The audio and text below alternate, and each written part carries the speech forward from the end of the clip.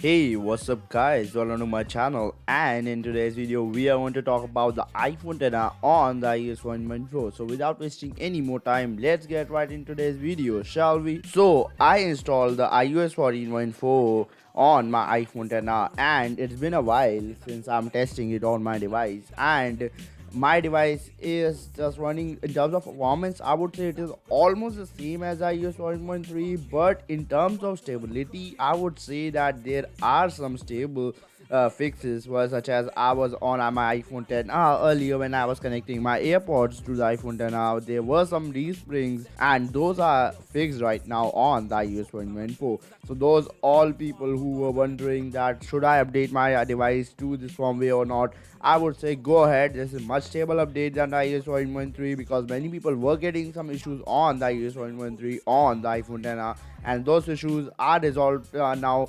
And I will be doing a follow-up video really soon this week, so you can subscribe and turn on notification if you are interested into that. And on this video we are going to talk about the scores. If you are new to the channel, I always give scores to every firmware, so let's get into the score part. In terms of score, I would give the iOS 14.4 performance in 10 out of 10. I would give it a 9.1 out of 10, because performance improvements are there, but it is just not that noticeable here.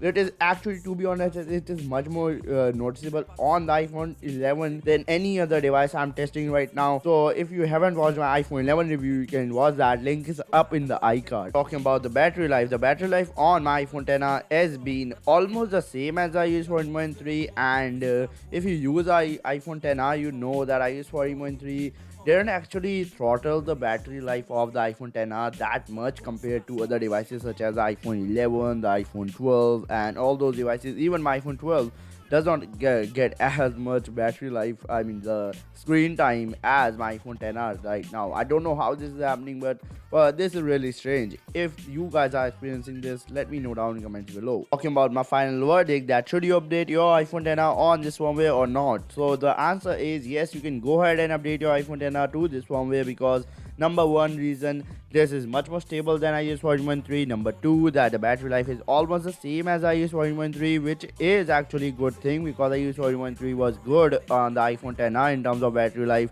So it is, you are not losing anything in terms of battery life. And in terms of performance is also same as iOS 14.3.